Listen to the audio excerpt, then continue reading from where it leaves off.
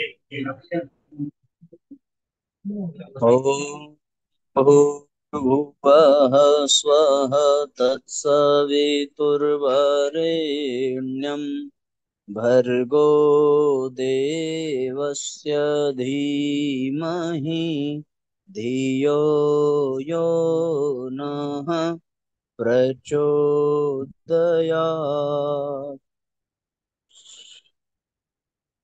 ॐ सद्गुरुचरणकमलेभ्यो नमः। वन्दे भगवतीं देवीं श्रीरामञ्च जगद्गुरुं पादपद्मे तयोः श्रित्वा प्रणमामि मुहुर्मुहुः। परम पूज्य गुरुदेव परमवंदनीय माता जी के दिव्य संरक्षण में विराजमान ऑनलाइन दैनिक स्वाध्याय के आज के सत्र में आप सभी आत्मीय बंधुओं का बहुत बहुत स्वागत, बहुत बहुत अभिनंदन है साथियों। आइए आज के सत्र का शुभारंभ करें। आज हम लोग जुलाई माह की युग निर्माण योजना पत्रिका प्रारंभ कर रहे हैं। आज का पहला अध्याय है विधेयात्मक चिंतन कीजिए। आत्मविश्वास की कमी के कारण बहुत से लोग प्रस्तुत समस्याओं को बढ़ा चढ़ा कर देखते हैं और सोचते हैं कि यह विपत्ति उन्हें मिटाकर ही छोड़ेगी, पर वस्तुतः ऐसा होता नहीं। हर बदली बरसती नहीं है, अधिकतर तो ऐसे ही अपना घटाटोप दिखाकर हवा के साथ उड़ जाती है। जब सुनहरे सपने तक साकार नहीं हो पाते तो संभावित आशंकाएं ही मूर्तिमान होकर रहेंगी। ऐसा क्यों समझा जाए? आक्रमणकारी और उत्पाती तत्व बेशक इस संसार में बहुत हैं, पर यह न भूल जाना चाहिए कि रक्षा और सहायता करने वाली शक्तियों का भी अस्तित्व उनसे अधिक मौजूद है। मनुष्य जैसी सत्ता को जरा जरा से कारण ऐसे ही कुचल मचल कर रख दिया करें तो फिर इस धरती पर किसी का जीवन कैसे संभव होगा? मानसिक संतुलन के गड़बड़ा जाने में बाहरी परिस्थितियां उतनी निमित्त नहीं होती जितनी अपनी आंतरिक दुर्बलता और परिष्कृत चिंतन की कमी। यदि हम विधेयात्मक चिंतन की आदत डाल सकें और जीवन धारण किए रखने के लिए आवश्यक मात्रा में साहस इकट्ठा कर सकें तो मनोविकारों से सहज ही छुटकारा मिल सकता है। साथ ही इस रुग्णता से भी छुटकारा मिल सकता है जो आए दिन नए नए रूप बनाकर तरह तरह के रोगों के नाम से हमारे ऊपर आक्रमण करती है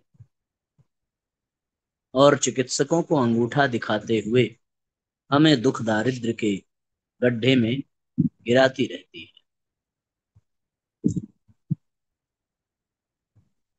तो साथियों, मानसिक संतुलन गड़बड़ाए ना, उसके लिए आत्मविश्वास चाहिए, परिष्कृत चिंतन चाहिए, विधेयात्मक चिंतन चाहिए, जिससे कि हम सभी इससे ऊपर उठ सके। अब दूसरा अध्याय है गुरु हैं भवसागर के तारणहार। कहा गया है गुरु बिन भवनिधि तरई न कोई। गुरु के बिना कोई भवसागर पार कर नहीं सकता, चाहे कोई ब्रह्मा जी या स्वयं शंकर जी के समान ही क्यों न। गुरु का स्थान भारतीय धर्म संस्कृति में सर्वोपरि है। ऐसे व्यक्ति जो स्वयं भटके हुए हों वह दूसरों को क्या पार करा पाएंगे? वे तो अपने आप को ही पार नहीं लगा सकते। परम पूज्य गुरुदेव पंडित श्री राम शर्मा आचार्य जी स्वयं एक समर्थ गुरु के रूप में आज भी सूक्ष्म जगत में सक्रिय हैं, जिन्होंने आश्वासन दिया है कि मेरी नाव में गुरु अनुशासन का पालन करते हुए जो भी बैठेंगे उन्हें भवसागर से पार लगाऊंगा।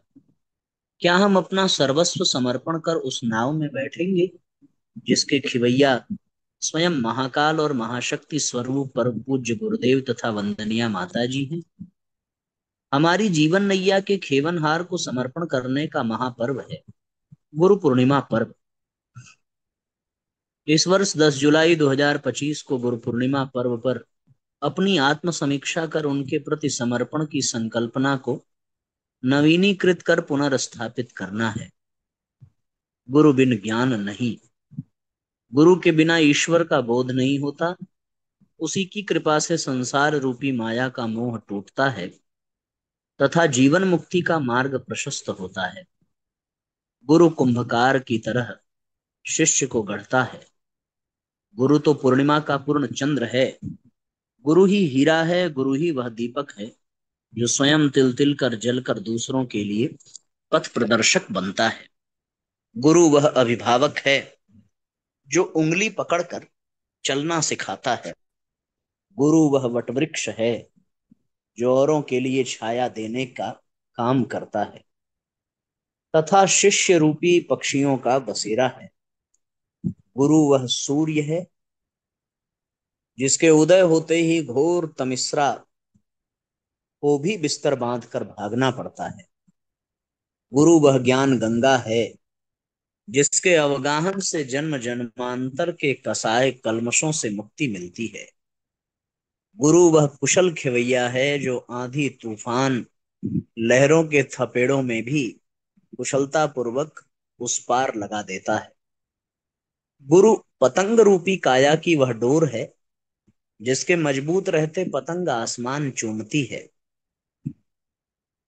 गुरु की प्रेरणा से शिष्य गायत्री और यज्ञ, सद्विचार और सत्कर्म का अवलंबन लेकर आगे बढ़ता है।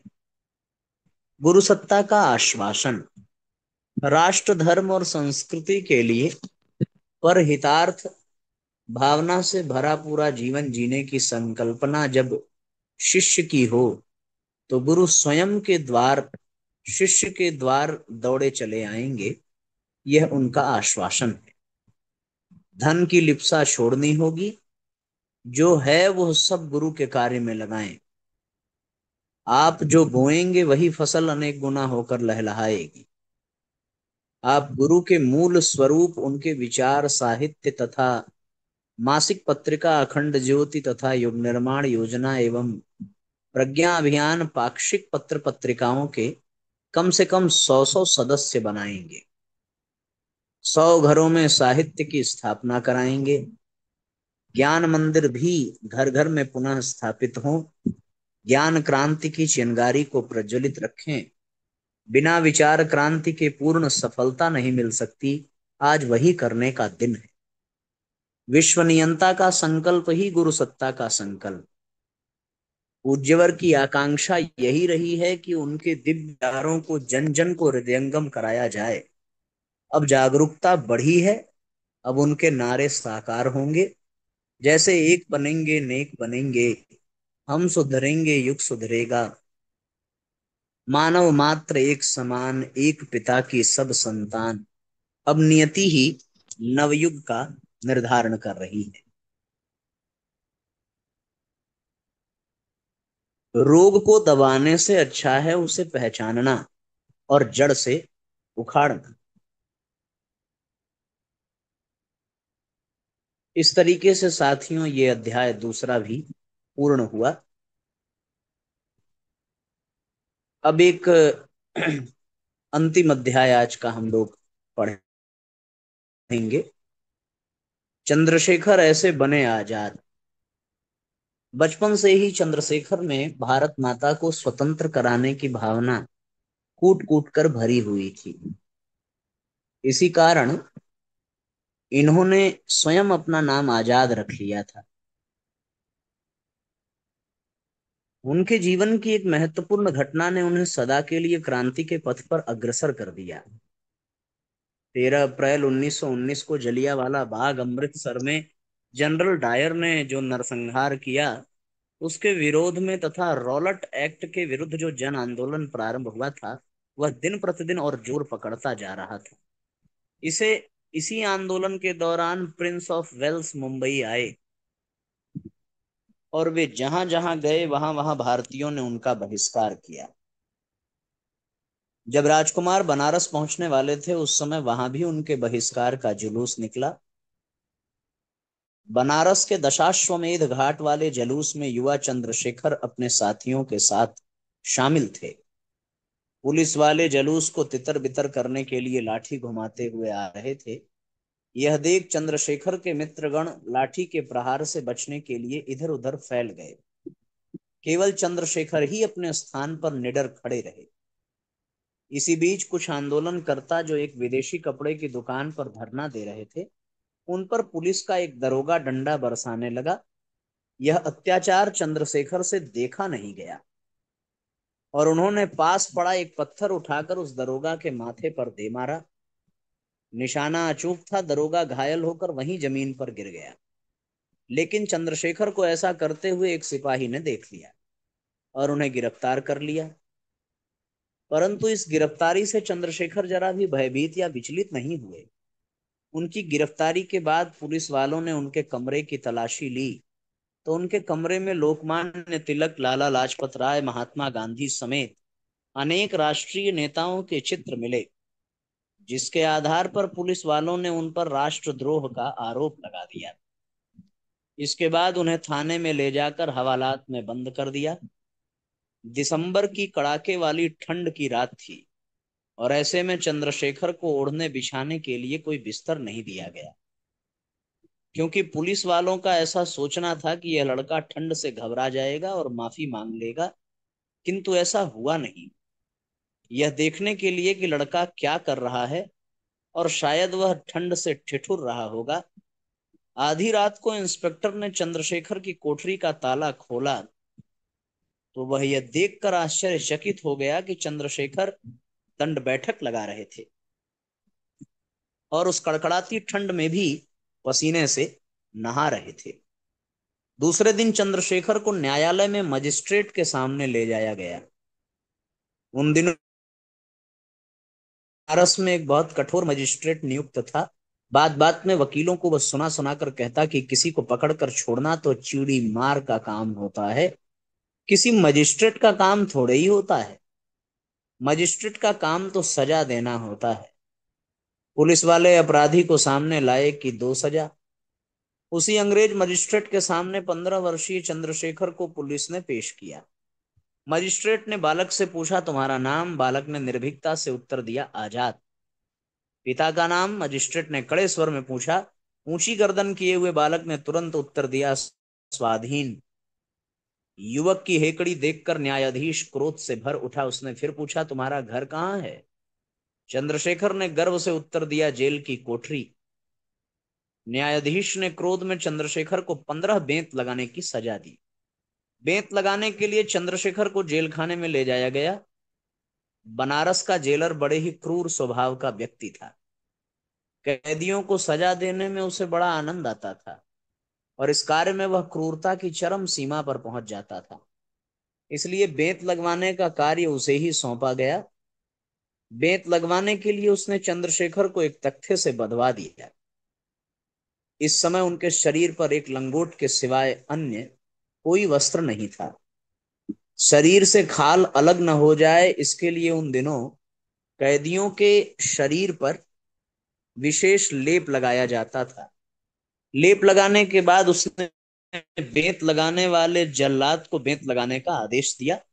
फिर चंद्रशेखर को तड़ातड़ बेंत पड़ने लगे, लेकिन चंद्रशेखर भी अपनी हिम्मत के पक्के थे।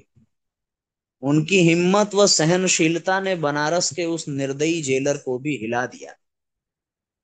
15 बेतों की सजा के पश्चात जेल के नियमानुसार 3 आने पैसे जेलर ने चंद्रशेखर को दिए, लेकिन चंद्रशेखर ने वो पैसे लेकर जेलर के मुंह पर ही फेंक दिए। घावों पर जेल के डॉक्टर ने दवा लगा दी, फिर भी खून बहना बंद नहीं हुआ। वह किसी तरह पैदल ही घिसटते हुए जेल से बाहर निकले, लेकिन अब तक चंद्रशेखर की वीरता की कहानी बनारस के घर घर में पहुंच गई थी और जेल के दरवाजे पर शहर की जनता फूल मालाएं लेकर उनका स्वागत करने के लिए पहुंच चुकी थी। सबने मालाएं पहनाकर स्वागत किया और उन्हें अपने कंधे पर उठा लिया। इसके साथ ही इन नारों से आकाश गूंज उठा, चंद्रशेखर आजाद की जय, भारत माता की जय, महात्मा गांधी की जय। इसके अगले दिन बनारस से प्रकाशित होने वाले मर्यादा नामक समाचार पत्र में एक लेख चंद्रशेखर आजाद की फोटो सहित वीर बालक आजाद शीर्षक से प्रकाशित हुआ। उस समय इस समाचार पत्र के संपादक बाबू संपूर्णानंद जी थे, जो उस समय कांग्रेस के बड़े नेता थे। उन्होंने चंद्रशेखर आजाद की वीरता और साहस को विस्तृत रूप से प्रकाशित किया। बड़ा अनूठा अध्याय था साथियों चंद्रशेखर आजाद के संदर्भ में। आनंद आ गया पढ़ करके। अब अगला जो अध्याय है, वृक्षारोपण से पुण्यार्जन करें, ये अध्याय साथियों हम लोग कल पढ़ेंगे। आज के लिए इतना ही। गायत्री मंत्र हमारे साथ साथ। ओम भूर्भुवः स्वः तत्सवितुर्वरेण्यं भर्गो देवस्य धीमहि धियो यो नः प्रचोदयात्।